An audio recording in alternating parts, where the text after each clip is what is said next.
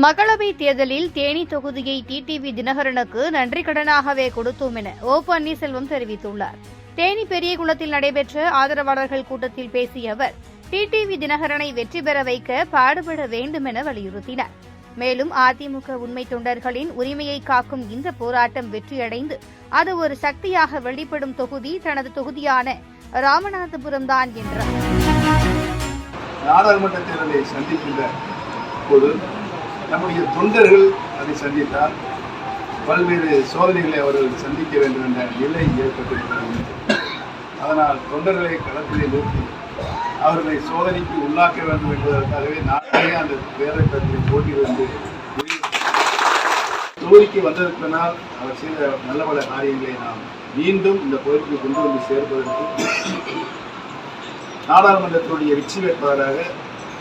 தேசிய ஜனநாயக கூட்டணியில் அங்கம் வருகின்ற நம்முடைய டிடிவி சார் அவர்களை மாபெரும் வெற்றியடைய செய்வது நம்முடைய குறிக்கோளாக இருக்க வேண்டும் என்ற நம்முடைய அன்போடு கேட்டுக்கொள்ள கடமைப்பட்டிருக்கு. அந்த அளவுக்கு தேசிய ஜனநாயக கூட்டணியில் நான் நிற்க வேண்டும் என்று பாரதிய ஜனதா கட்சியுடைய தலைமையை விரும்பியதால், நம்முடைய தொண்டர்களும் விரும்பியதால், தொண்டர்களை சோதனைக்கு உள்ளாக்கக்கூடாது என்ற என்னுடைய மனம் புதிய காரணத்தினால் நான் நம்முடைய அருமை சகோதரர் டிடிவி தினகரன் சார் அவர்கள் நான் எங்கு போய் நிற்பேன், தேனியில் தானே நான் நிற்பேன் என்று அவரும் எங்களிடம் சொல்லியதால் இந்த தொகுதி அவருக்கு நம்மளுடைய நன்றிக்கடனாக நாம் தந்திருக்கிறோம் என்பதை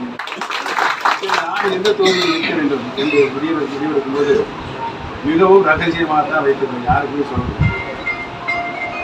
நீதி கேட்டு இருக்கக்கூடிய தொகுதி ராமநாதபுரம் தொகுதிதான் என்பதை நான் முடிவு செய்து சரியான விடை அவர்களால் தான் தர முடியும் என்பதை உறுதி செய்து இந்த தொண்டர்களின் உரிமையை காக்கின்ற இந்த போராட்டம் வெற்றியடைவதற்கு மாபெரும் சக்தியாக தேர்தலுக்கு பின்னால் அது வெளிப்படுகின்ற ஒரே தொகுதி ராமநாதபுரம் தொகுதி என்பதை இன்றைக்கு நான்